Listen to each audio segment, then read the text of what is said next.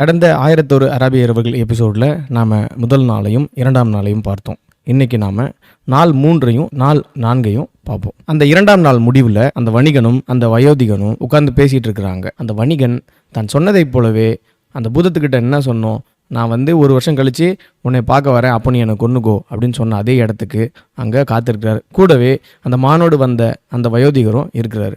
இப்போது இதிலேருந்து 3ஆவது நாள் தொடங்குது. இப்போ இவர் 2 பேரும் உட்காந்து பேசிக்கிட்டு இருக்கிறாங்க. அதன் வழியாக இன்னொரு நபர் வரார். அவர் தன்னோட 2 வேட்டை நாய்களை கூட கூட்டிகிட்டு வர்றார்.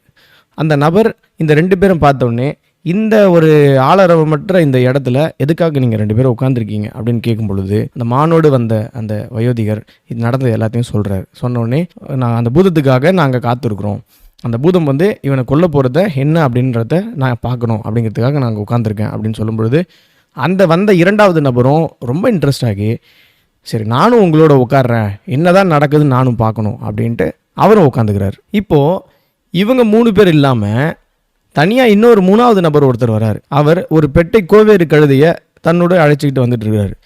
இவங்க எல்லாம் சோகமாக உட்காந்துருக்கிறத பார்த்து, என்ன இந்த இடத்துல சோகமாக உட்காந்துருக்காங்களே என்ன அப்படின்னு தகவல் கேட்குறாரு. திருப்பி நடந்த எல்லாவற்றையும் சொல்லப்படுது அவர்கிட்ட. அவரும் அடடா இப்படியான ஒரு விஷயமா, அப்போ நானும் கண்டிப்பாக உட்காந்து இதை பார்க்காம என்ன நடக்குதுன்னு தெரியாமல் நான் போக மாட்டேன். அவரும் அவரோட உட்காந்துக்கிறாரு. கொஞ்ச நேரம் கழித்து வெகு தூரத்தில் ஒரு மிகப்பெரிய ஒரு புழுதி புயல் கிளம்பி ஒரு பூகம்பம் மாதிரி வந்து ஒரு புழுதி கலந்த ஒரு காட்சி வந்து காட்டப்படுது. அதிலிருந்து கொஞ்ச நேரம் கழித்து ஒரு பூதம் வந்து ஒரு கூரிய வாள் கொண்டு நடந்து கிட்ட வந்துட்டு இருக்கு. கிட்ட வந்த உடனே அந்த வணிகனை தூக்கி, சாவதற்கு தயாராக இருக்கியா அப்படின்னு கேட்குது. இதோட 3ஆவது நாள் இரவு முடியுது. 3ஆவது நாள் முடிவில் மன்னர், என்னடா இந்த கதை முடியும்னு பார்த்தா மேலும் மேலும் போயிட்டே இருக்குது, ஒருத்தன் வந்தான், 2 பேர் வந்தான், 3 பேர் வந்தான், போயிட்டே இருக்கு, என்னன்னே புரிய மாட்டேங்க. சரி அப்படின்ட்டு அடுத்த நாள் இரவு இந்த கதை போகுது.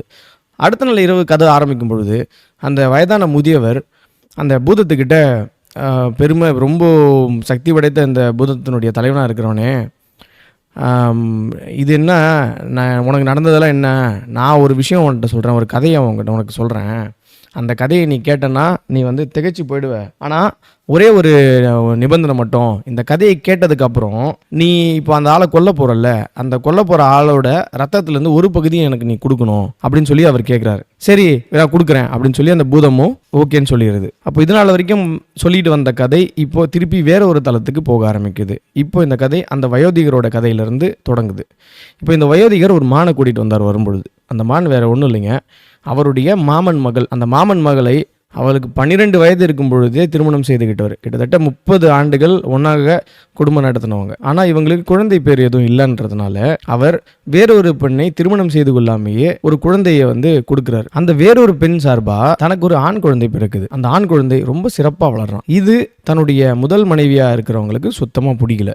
அந்த பையனுக்கு ஒரு 10 வயசு ஆகுது. அந்த நேரத்தில் தான் கட்டாயமாக ஒரு பயணம் போயே ஆகணும் அப்படிங்கிற ஒரு சூழல்ல இந்த தன்னுடைய 2வது திருமணம் செய்து கொள்ளாத அந்த மனைவியையும் அவருக்கு பிறந்த அந்த ஆண்மகனையும் தன்னுடைய முதல் மனைவி இடத்துல விட்டுட்டு, இவங்க 2 பேரையும் பத்திரமா பார்த்துக்கோ, நான் ஒரு பயணம் போயிட்டு வரேன் அப்படின்னு சொல்லிட்டு அவர் கிளம்பி போகிறார். அந்த மனிதர் போயிட்டு திரும்பி வர்றதுக்குள்ள இந்த முதல் மனைவி இந்த பிளாக் மேஜிக், அதாவது சூனியம் செய்கிறது எப்படி அப்படிங்கிறத கற்றுக்கிட்டு அந்த பையனை ஒரு காளை மாடாக மாத்திடுறான். அவனை மாத்துறதோடு மட்டும் இல்லாம அந்த 2வது மனைவியை ஒரு பசு மாடாக மாத்திடுறான். இப்போ பயணம் போயிட்டு வந்த அந்த மனிதர் திரும்பி வர்றார். வந்து பார்த்த உடனே எங்க அவங்க 2 பேரையும் காணோம் அப்படின்னு கேட்கும் பொழுது, இல்ல அவ வந்து உடம்பு சரியில்லாம அவ செத்து போயிட்டா, அவன் வந்து எங்கேயோ ஓடி போயிட்டான் அந்த பையன் அப்படின்னு சொல்லி ஒரு பொய்யான விஷயத்த சொல்றான். என்னடா இது இப்படி நடந்துருச்சு அப்படின்னு அந்த முதியவர் ஓராண்டு இவங்களுடைய கவலையிலே இருக்காரு. அப்புறம் ஒரு நாள் குர்பானி கொடுக்கக்கூடிய நாள் வரும்பொழுது தன்னுடைய வேலையாளை கூப்பிட்டு, நம்முடைய அந்த மாட்டு தொழுவத்திலிருந்து ஒரு நல்ல மாடை வந்து கூட்டிகிட்டு வா, நம்ம வந்து குர்பானி கொடுக்கணும் அப்படின்னு சொல்லி சொல்கிறார். அவன் கொண்டு வந்த பசு அந்த மாந்திரிகத்தால் மாற்றப்பட்ட பசு. அதை கூட்டிகிட்டு வந்து தன்னுடைய முன்னாடி நிறுத்துறார். அந்த பசு அந்த வயோதிகர் முன்னாடி கொண்டு வந்து நிறுத்தப்படுது. பசு வந்து கண்ணீர் விட்டு அழுது, என்னை கொல்லாதன்னு சொல்கிற மாதிரியே அவருக்கு தோணுது. அப்போ இதை பார்த்த உடனே மனம் ரொம்ப கஷ்டப்பட்டு, நாம் இந்த பசுவை கொல்ல வேணாம், வேற ஒரு பசுவை நீ இது வேணாம், இதை விட்டுட்டு வேற ஒரு பசுவை இழுத்துட்டு வா அப்படின்னு சொல்கிறார். ஆனால் தன்னுடைய மனைவி இல்ல அந்த பசு தான் இந்த தொழுவத்திலேயே ரொம்ப கொழுத்த ஒரு பசுவா இருக்கு, அதை தான் நீங்க வெட்டணும் அப்படின்னு சொல்லி நிர்பந்திக்கிறா.